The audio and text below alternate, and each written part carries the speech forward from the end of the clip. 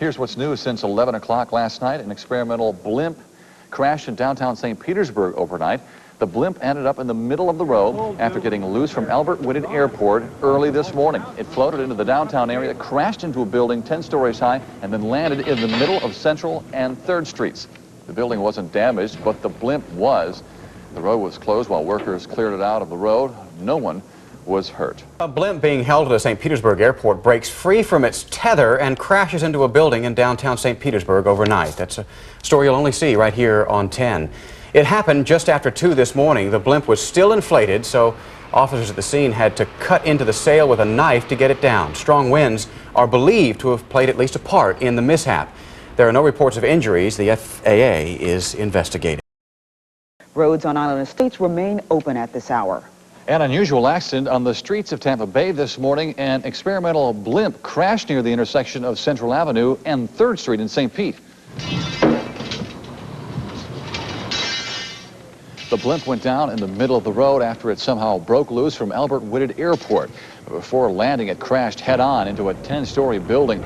Although the structure wasn't damaged, the blimp was. Fortunately, no one was hurt. It hit hard, man. More weather damage around the Bay Area. High-speed chase is being blamed on the strong winds, but this chase involved a blimp which broke free and crashed into the 10th floor of a downtown building.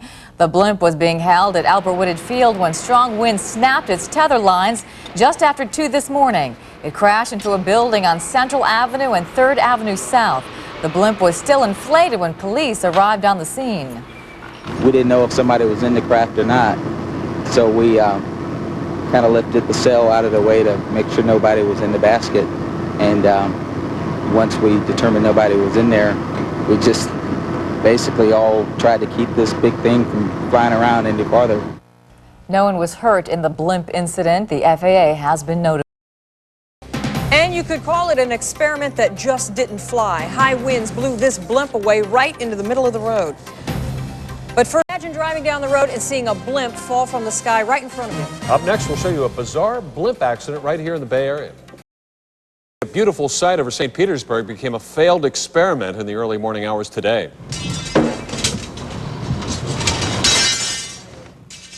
A blimp ended up in the middle of Central Avenue and 3rd Street early this morning.